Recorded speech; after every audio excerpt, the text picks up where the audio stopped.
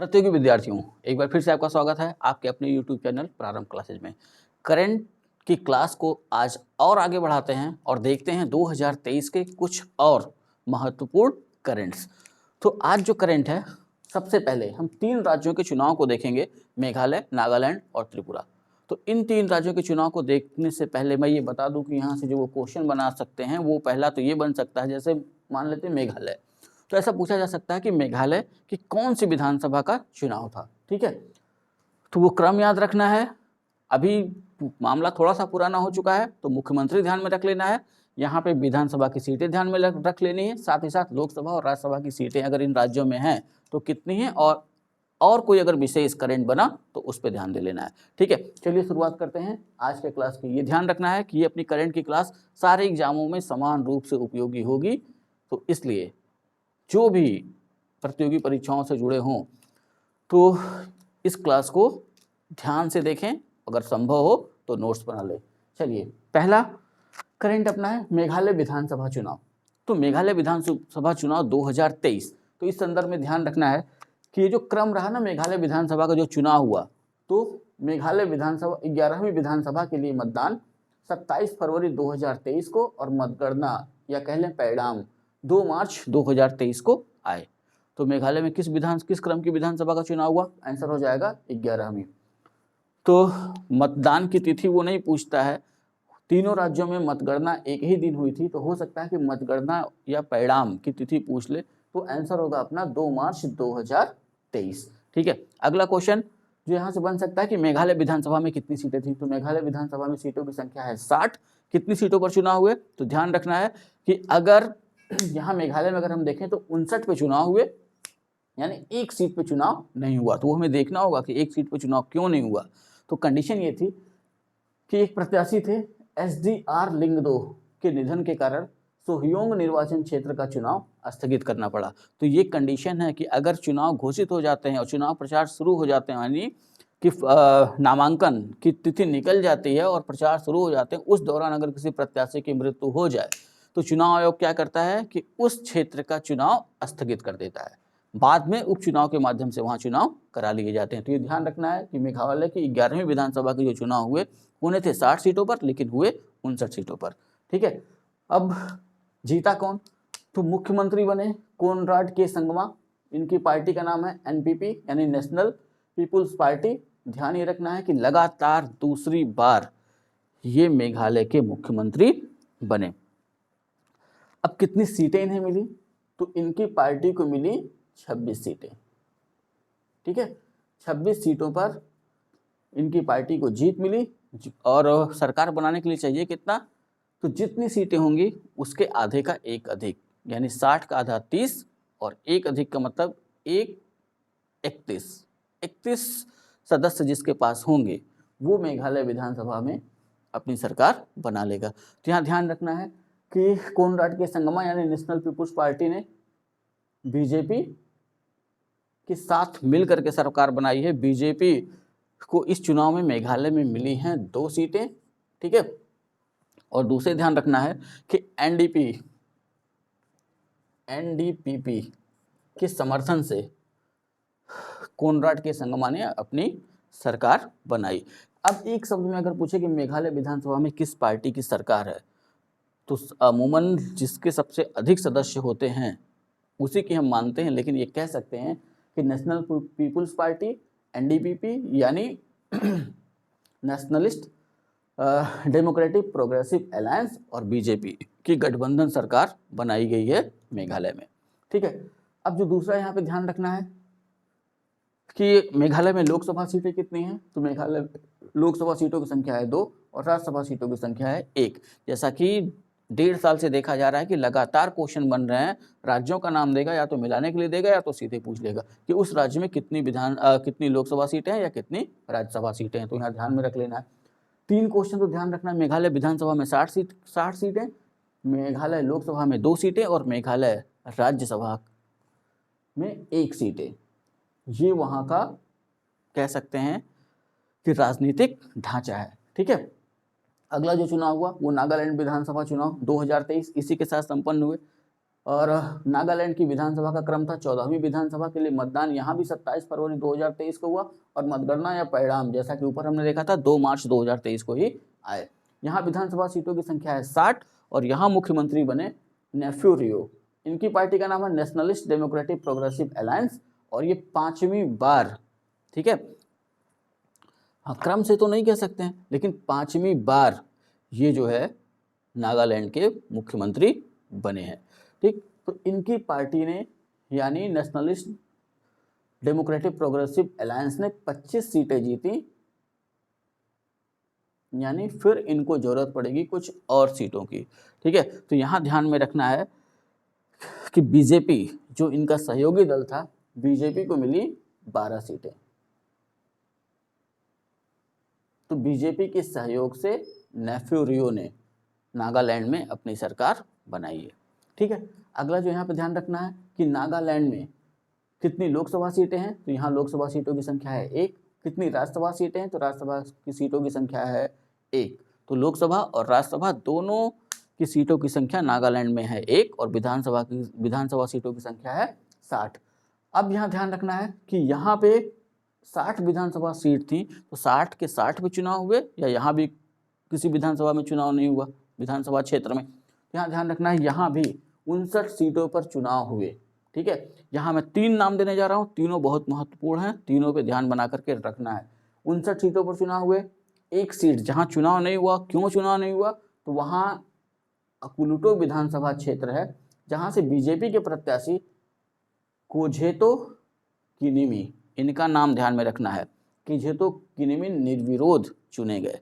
ठीक है, यानी इनके विपक्ष में किसी ने भी अपने उम्मीदवार नहीं खड़े किए, इस वजह से इनको निर्विरोध विजयी घोषित कर दिया गया और केवल 59 सीटों पर चुनाव हुए।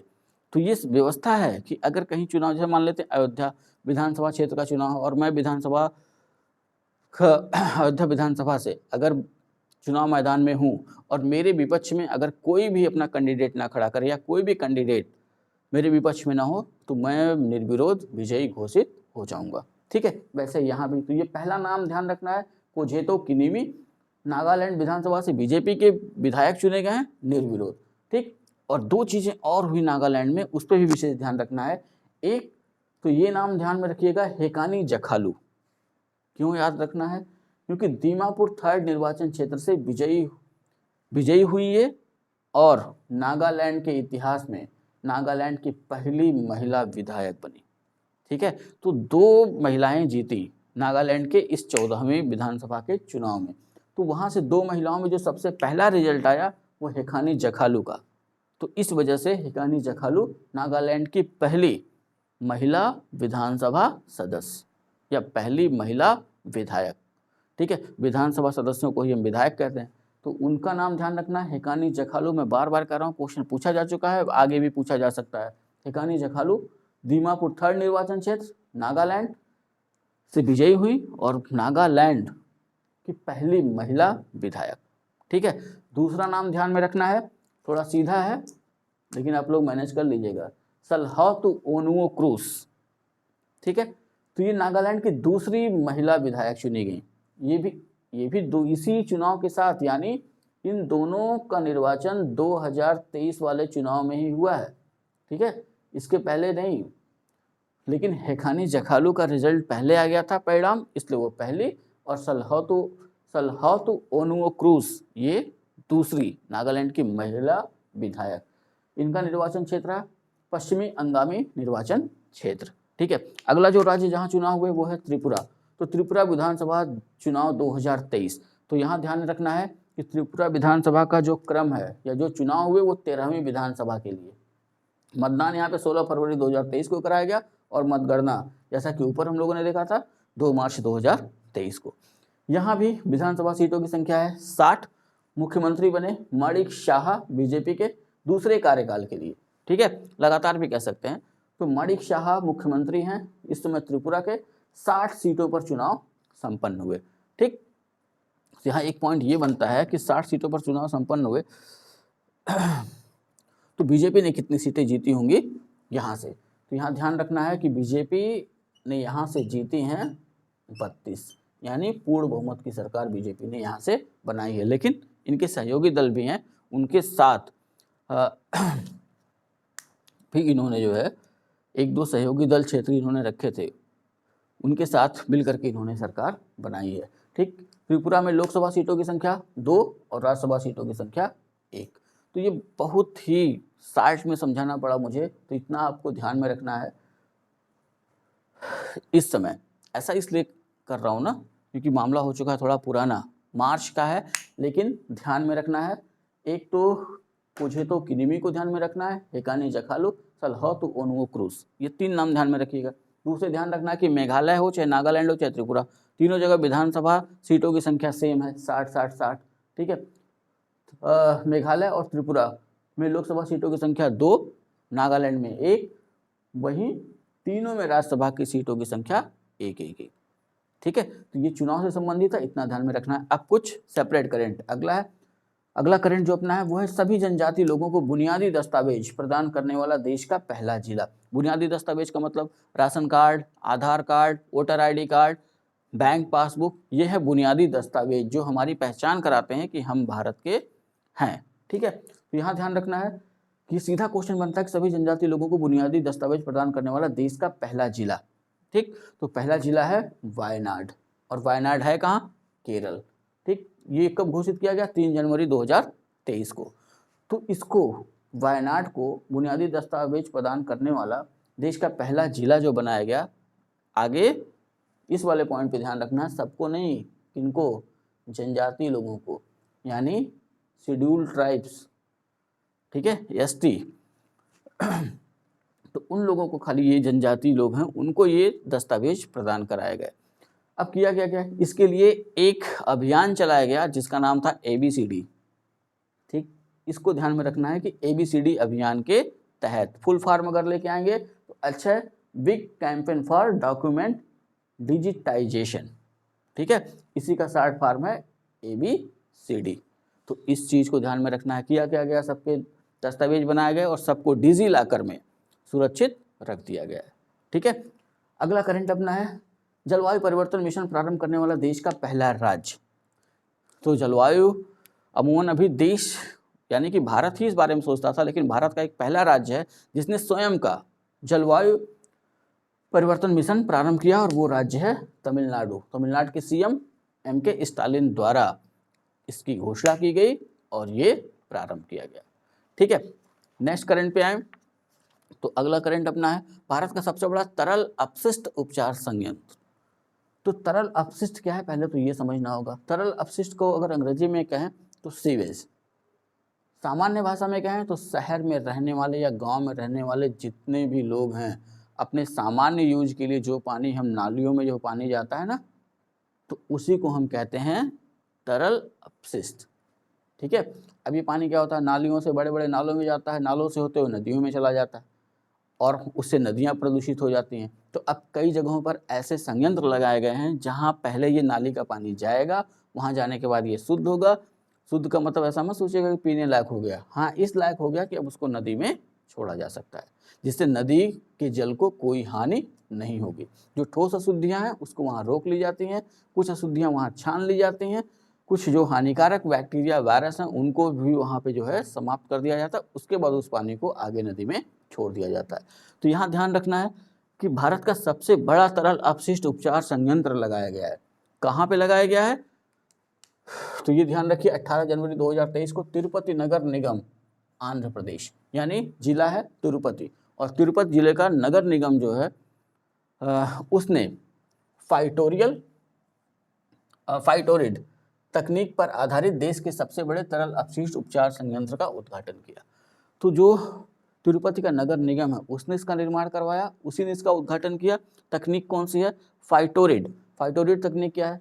फाइटोरिड तकनीक के तहत कुछ ऐसे पौधे होते हैं जिनका जो जल को शुद्ध कर लेते हैं, और जहाँ ये नाली का पानी आ रहा है उसके पहले कंकड़ पत्थर रख दिए जाते हैं, उस कंकड़ पत्थर से होते हुए पानी आगे बढ़ता है, वहाँ कुछ पौधे भी उगा दिए जाते हैं या छोड़ दिए जाते हैं।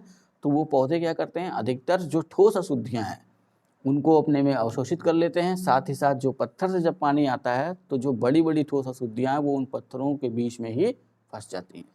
ठीक है, फिर उसके बाद उपचार संयंत्र में भेजा जाता है, यानी पानी को शुद्ध करने के लिए, जिससे कि वो पानी जल्दी शुद्ध हो जाता है और खर्चा कम आता है। ठीक है, अब ये ध्यान रखना है कि इस संयंत्र को क्यों लगाया गया।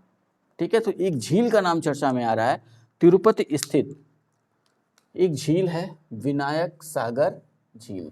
तो विनायक सागर झील के जल को पुनः उपयोग में लाने के उद्देश्य से लगाया गया है। तो वो विनायक सागर झील ध्यान में रखिएगा। सीधा क्वेश्चन पूछ सकता है कि विनायक सागर झील कहाँ स्थित है, अपना आंसर क्या हो जाएगा, तिरुपति। राज्य पूछा तो आंध्र प्रदेश, तिरुपति बालाजी।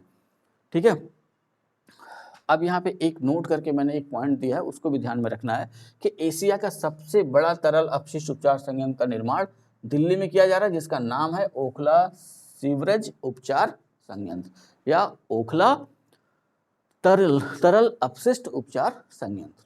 ठीक है, तो इसको भी ध्यान में रखिएगा। अगला करंट जो अपना है, देश का पहला पूर्ण डिजिटल बैंकिंग राज्य। ठीक, तो इसका भी आंसर क्या है, केरल। 7 जनवरी 2023 को केरल को देश का पहला पूर्ण डिजिटल बैंकिंग राज्य घोषित किया गया। ठीक है, नेक्स्ट करंट पे अगर हम ध्यान दें तो देश की पहली पूर्ण डिजिटल साक्षर पंचायत। तो इसके संदर्भ में क्या ध्यान रखना है पहले देश का पहला पूर्ण डिजिटल बैंकिंग राज्य, यानी इसका मतलब क्या, केरल जितने पात्र खाते का मतलब कि जो खाते बैंक में चल रहे हैं उन खातों में डिजिटल बैंकिंग लागू इन्होंने की है, और ऐसा करने वाला वो पहला राज्य है। इसकी घोषणा केरल के मुख्यमंत्री पिनाराई विजयन, पीछे भी मैं नाम बता चुका हूँ नेक्स्ट इसकी पिछली वाली वीडियो में। तो इनका ये कहना है कि अब हर खाता डिजिटल बैंकिंग के माध्यम से जुड़ चुका है। भले ही कोई एक ही योजना जुड़ी हो, लेकिन डिजिटल बैंकिंग के माध्यम से जुड़ी हुई है। वैसे ही नेक्स्ट करंट अपना है, देश की पहली पूर्ण डिजिटल साक्षर पंचायत, यानी कि उस पंचायत की बात कर रहा है जो पूरी तरह डिजिटली साक्षर हो चुकी है, यानी कि लोग तकनीक, जो डिजिटल तकनीक है यानी इंटरनेट की बात कर रहे हैं। ठीक है, वो सामान्य रूप से चलाना सब जानते हैं, छोटे मोटे काम जो करना होता है वो सारे के सारे कर लेते हैं। तो वो है पुल्लमपारा, तिरुवनंतपुरम, केरल। 15 अगस्त 2021 को घोषित किया गया। ऐसा इसलिए बता रहा हूँ कि पूर्ण डिजिटल बैंकिंग वाला राज्य हो गया केरल, तो ये भी क्वेश्चन वापस आ सकता है। ठीक है, जैसे रेलवे के जो भी पेपर बनाने वाले सेटर हैं वो क्या करते हैं, जैसे ये केरल चर्चा में आया देश का पहला पूर्ण डिजिटल बैंकिंग राज्य, वैसे ही वो क्या देखेंगे कि अगर इसके पहले क्या केरल में कुछ ऐसा हुआ तो हुआ उसके पहले देश की पहली पूर्ण डिजिटल साक्षर पंचायत। ठीक है, डिजिटल साक्षर पंचायत वो है पुल्लमपारा, तिरुवनंतपुरम, केरल की राजधानी केरल में। 15 अगस्त 2021 को इसको पूर्ण डिजिटल साक्षर पंचायत घोषित किया गया। ठीक है, तो यहाँ से क्वेश्चन ऐसे लिंक हो जाएगा। अगले क्वेश्चन पे ध्यान दीजिए। अगला जो करंट है अपना वो है टाइम पत्रिका कि विश्व के 50 महानतम स्थानों की सूची 2023। ठीक, तो टाइम पत्रिका है अमेरिका की और इसने 2023 के 50 ऐसे स्थानों की सूची जारी की है जो लोगों के भ्रमण के लिए यानी घूमने के लिए सबसे अच्छे माने गए हैं। ठीक है, यानी कि 2023 में अगर आप प्लान बना रहे हैं तो इन 50 जगहों पर पूरे विश्व में जा सकते हैं। उसमें चर्चा में इसलिए है कि हाँ, इसमें भारत के 2 स्थल शामिल हैं। तो ये 2 स्थल भारत के जो शामिल हैं, पहले तो ध्यान रखने लायक कि वो 2 स्थल हैं कौन कौन से और वो 2 स्थल किन किन चीज़ों के लिए प्रसिद्ध हैं। तो 16 मार्च 2023 को टाइम पत्रिका द्वारा घोषित किया गया। इस सूची में 2 भारतीय स्थल शामिल हैं। पहला अपना है मयूरगंज। मयूरगंज कहाँ पे है, ओडिशा। क्यों प्रसिद्ध है, तो यहाँ प्राचीन मंदिरों के लिए प्रसिद्ध है तथा बाघ यानी टाइगर के लिए प्रसिद्ध है। तो टाइगर तो हर जगह है, तो यही क्यों प्रसिद्ध है। ठीक है, तो ये ध्यान रखना है कि यही एक नेशनल पार्क स्थित है यानी राष्ट्रीय पार्क, और उस पार्क का नाम है सिमलीपाल राष्ट्रीय पार्क। तो अब ये ध्यान रखना है कि पहले जब इन्होंने ये क्वेश्चन बनाया या इसके पहले कई बार ये क्वेश्चन बन चुका है, तो तब उन्होंने खाली राज्य पूछा था। सिमलीपाल राष्ट्रीय पार्क कहाँ स्थित है, हम उड़ीसा लगा देते थे, काम खत्म हो जाता था। लेकिन मयूरगंज चर्चा में आ चुका है, तो अब हो सकता है कि वो उड़ीसा के जगह पर 4 जिलों का नाम दे। तो पहले तो इस क्वेश्चन के लिए तैयार रहना होगा कि मयूरगंज, सिमलीपाल राष्ट्रीय पार्क मयूरगंज ओडिशा में स्थित है। और बाघ तो हर जगह पाए जाते हैं, तो यहाँ के बाघों की विशेषता क्या है, क्योंकि यहाँ पे पाए जाते हैं काले बाघ। ठीक है, इस वजह से। और दूसरा, उड़ीसा का ही एक नृत्य है छाऊ नृत्य। ऐसा माना जाता है कि मयूरगंज का जो क्षेत्र है वहीं से इस नृत्य की शुरुआत हुई।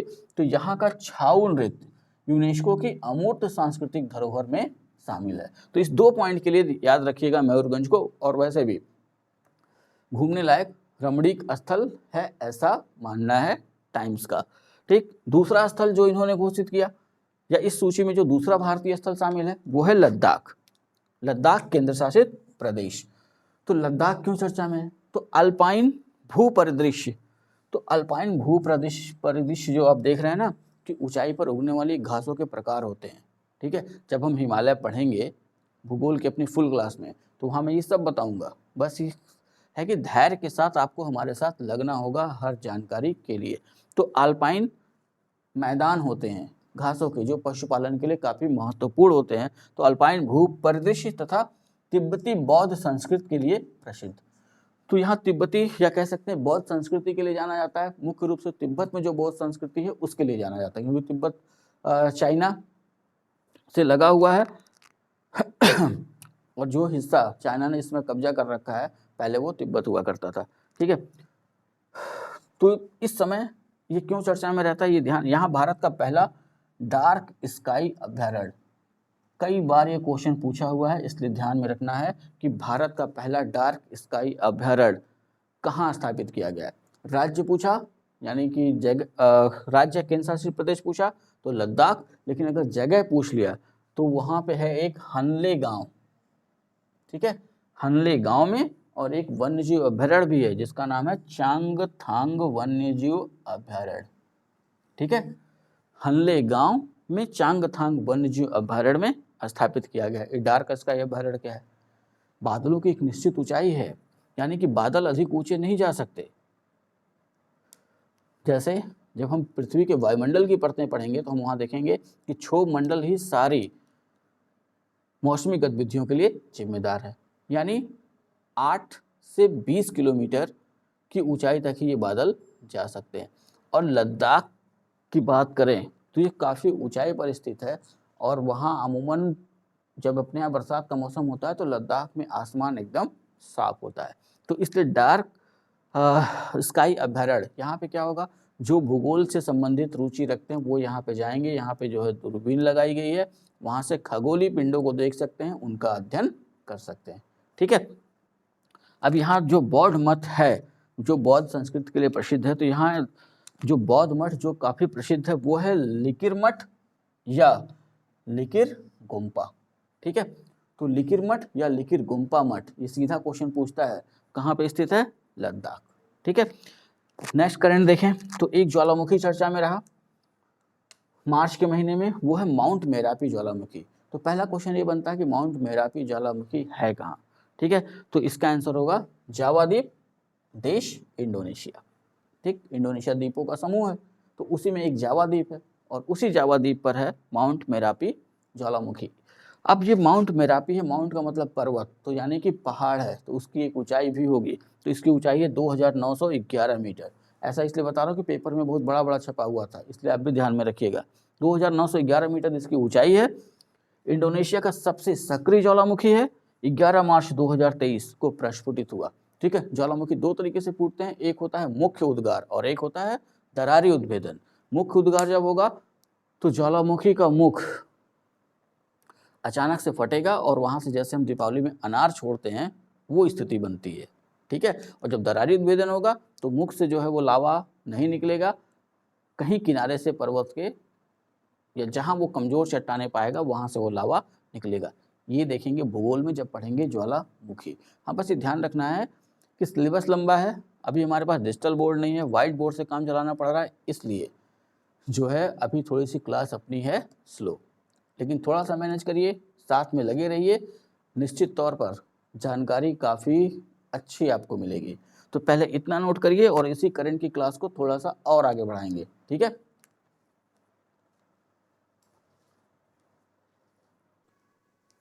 हाँ तो विद्यार्थियों थोड़ा सा आगे बढ़ते हैं और कुछ अंतर्राष्ट्रीय निर्वाचन पे ध्यान देते हैं कि जो अंतर्राष्ट्रीय निर्वाचन हुए फरवरी, जनवरी, मार्च और अप्रैल के महीने में जो प्रमुख हैं उन पे थोड़ा सा ध्यान दे लेते हैं। सबसे पहले अपना उत्तरी पड़ोसी देश यानी नेपाल। नेपाल में नए राष्ट्रपति का चुनाव हुआ और नए राष्ट्रपति बने कौन? तो रामचंद्र पैडोल। अगर इनका क्रम देखा जाए तो ये क्रम है तीसरा। ठीक है, ध्यान ये रखना है कि नेपाल जब से गणतंत्र बना तब से तब से लेके अब तक रामचंद्र पौडेल नेपाल के तीसरे राष्ट्रपति बने हैं। तो जब यहाँ तीसरे राष्ट्रपति बने हैं, नेपाल अपना पड़ोसी देश है, तो यही पूछ सकता है नेपाल के पहले राष्ट्रपति। तो नेपाल के पहले राष्ट्रपति थे रामवरण यादव। ठीक है पहले राष्ट्रपति रामवरण यादव। अब ये तीसरे हैं तो दूसरे भी तो कोई होंगे, तो दूसरे विद्या देवी भंडारी। दूसरे नेपाल के राष्ट्रपति विद्या देवी भंडारी, और एक शब्द और कह सकते हैं इनके साथ कि ये नेपाल की पहली महिला राष्ट्रपति।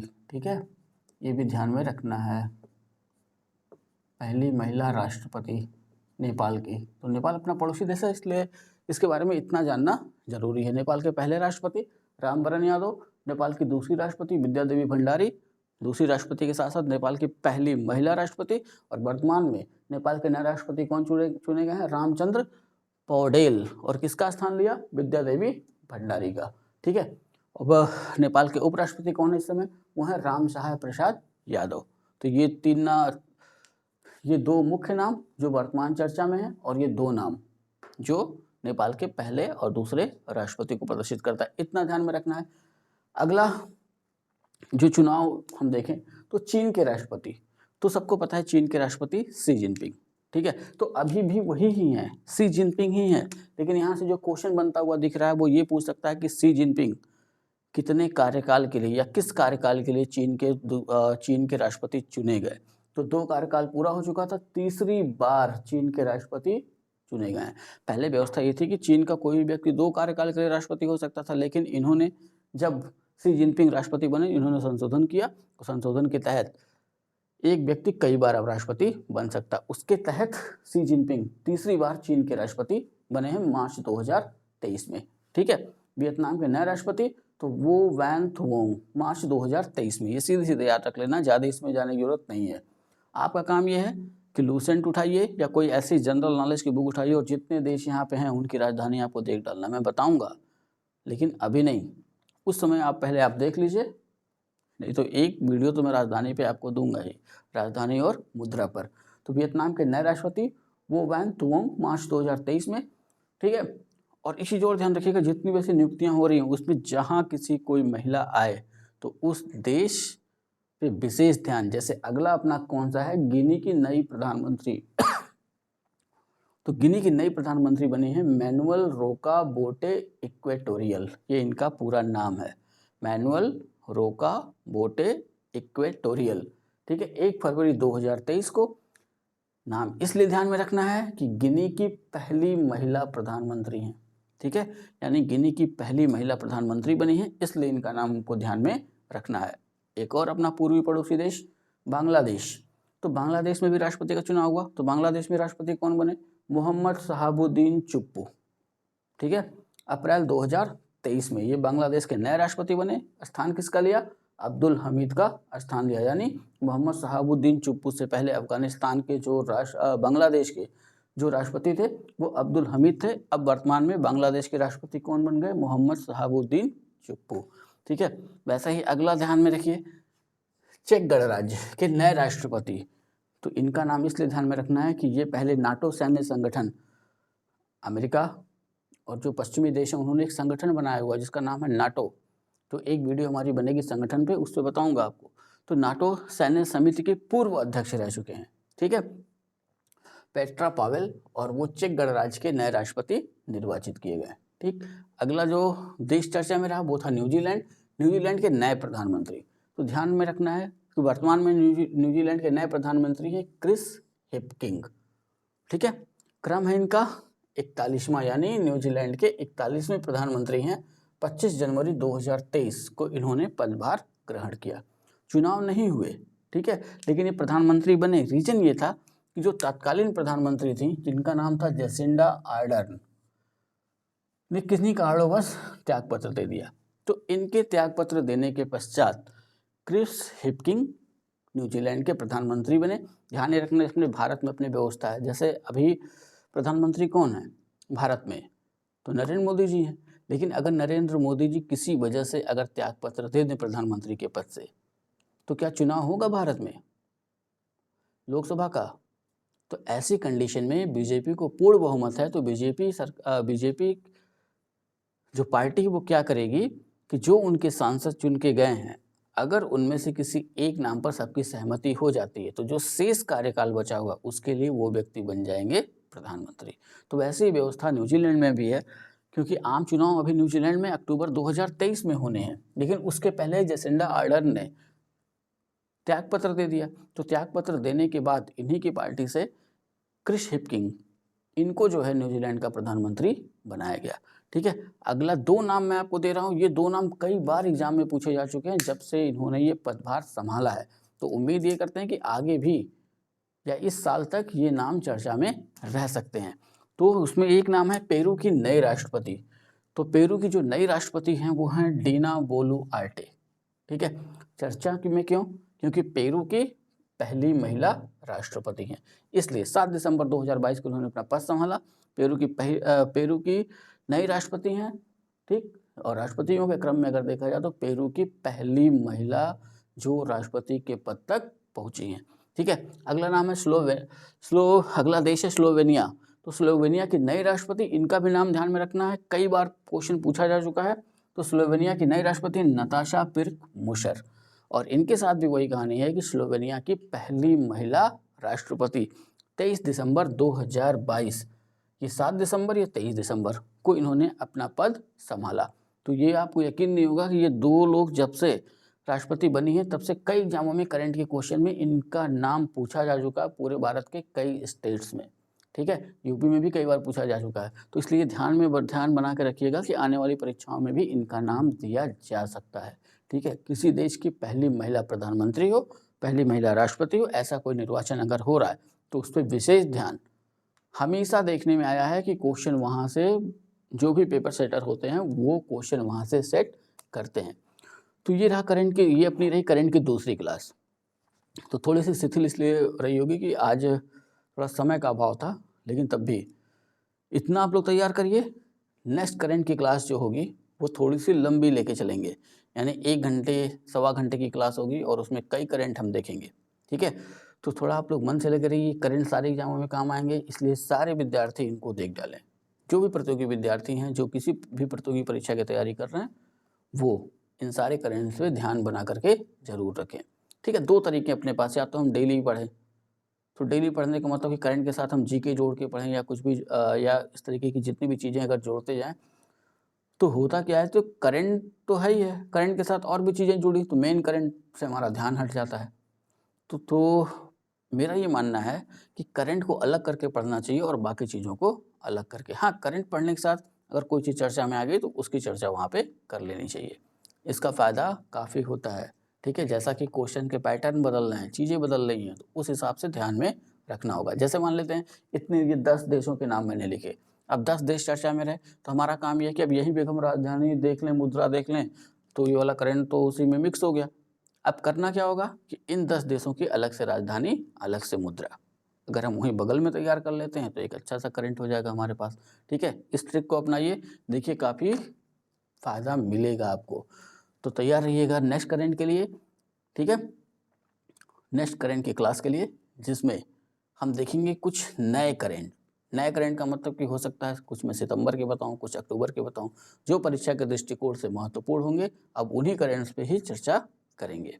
ठीक है, कुछ करंट्स की वीडियो बनेंगी मंथली वाइज, वो भी मैं आपको दूंगा। लेकिन अभी जब तक आप लोग का जो नियरेस्ट एग्जाम, सबसे नज़दीकी एग्जाम है, वो है पेट की परीक्षा। तो पेट की परीक्षा को ध्यान में रखते हुए, वहीं बिहार पुलिस की भी परीक्षा हो रही है, उसको भी ध्यान में रखते हुए हम उन करंट्स पे फोकस कर रहे हैं जो सबसे महत्वपूर्ण है। ठीक है, तो वीडियो अगर अच्छी लगी हो तो लाइक करिए, कमेंट करिए। वीडियो को अगर अभी तक चैनल को सब्सक्राइब नहीं किया है तो चैनल को सब्सक्राइब कर लें और अन्य विद्यार्थियों को भी अपने चैनल के साथ जोड़ें। थोड़ा एक कमेंट कर दिया करिए आप लोग, वीडियो देखने के बाद थोड़ा लाइक कर दिया करिए। ठीक है, इतना तैयार करिए, मिलते हैं नेक्स्ट वीडियो में, तब तक के लिए जय हिंद।